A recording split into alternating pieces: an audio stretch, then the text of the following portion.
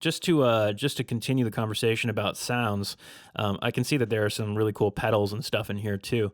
Yes. What like as far we've as almost kind of skipped over like those. what's your favorite pedal? Like let's pick like one pedal that you think is just awesome. Like which one is it, or which effect is it?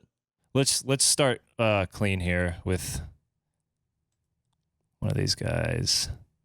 We'll do, since we both are a big fan of the Rock 900 we were using a minute ago. I'll drop that in, and the matched cab here.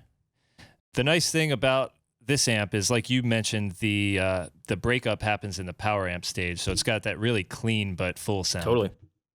Yeah. So what we're gonna do, I think my favorite. I hate picking favorites, but I think my favorite pedal for this particular setup is this Tube 9, which modeled on the Ibanez Tube Screamer. As if the classic bright, that huge green didn't give it away. Yep.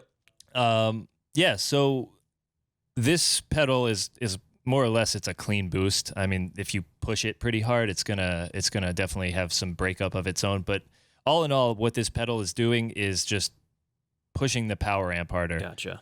So let's try playing a little bit of lead. I'm gonna embarrass myself here, but let's try playing a little bit of lead. I will turn this off, and then I will turn it on, and you'll definitely feel a difference. Sweet. So here's without.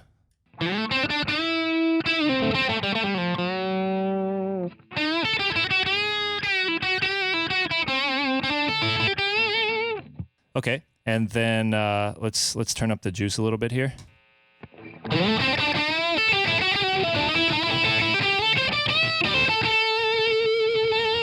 And not only does it make your sustain, playing sound better with more distortion, it also gives you more confidence in your playing.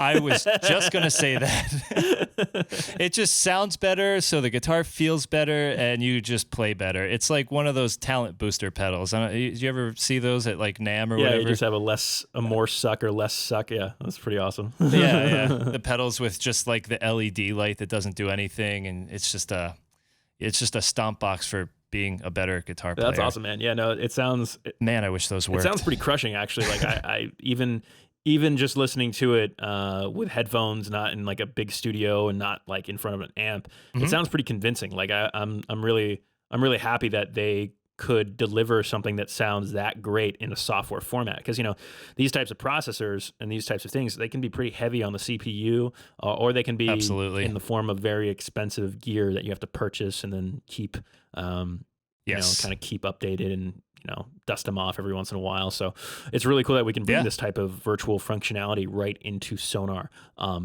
It's amazing, man. Like I know that the DSP works in such a way that they're not modeling like, oh, this is the sound of the guitar before the pedal and this is the sound after. Yeah.